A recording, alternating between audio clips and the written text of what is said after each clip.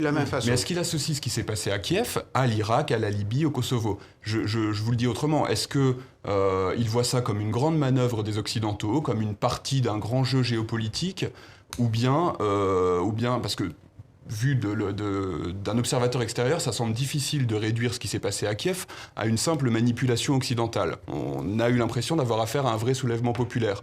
Donc est-ce qu'il croit sincèrement uniquement à cette version du grand jeu occidental? Et ça m'intéresserait de savoir, vous également, comment vous interprétez ce qui s'est passé à Kiev.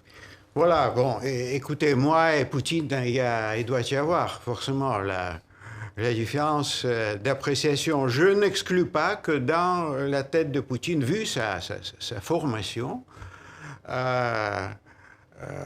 l'offensive occidentale, dans ce qui est représenté autrefois la zone de la présence naturelle de la Russie, est une offensive stratégique.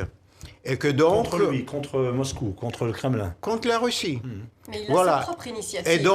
Et donc lui, à mon avis, il a dû prendre les événements de Kiev, à Maïdan, comme une manifestation de cette, je ne sais pas, complot, de cette offensive, qui ne dit pas son nom, occidentale, peut-être à partir du moment où l'accord entre les ministres européennes plus la Russie, qui prévoyait une période de la transition, les élections rapprochées, donc avancées d'un an, et pratiquement l'évacuation de Yanukovych. Donc à partir de ce moment que cet accord a été annulé par Maïdan et que le pouvoir à Kiev est passé entre les mains de la fraction de son point de vue la plus radicale, la plus extrémiste, la plus anti-russe, pro-occidentale, de l'ensemble des forces politiques qui étaient présentes au Maïdan, qui certes ne représentaient la majorité,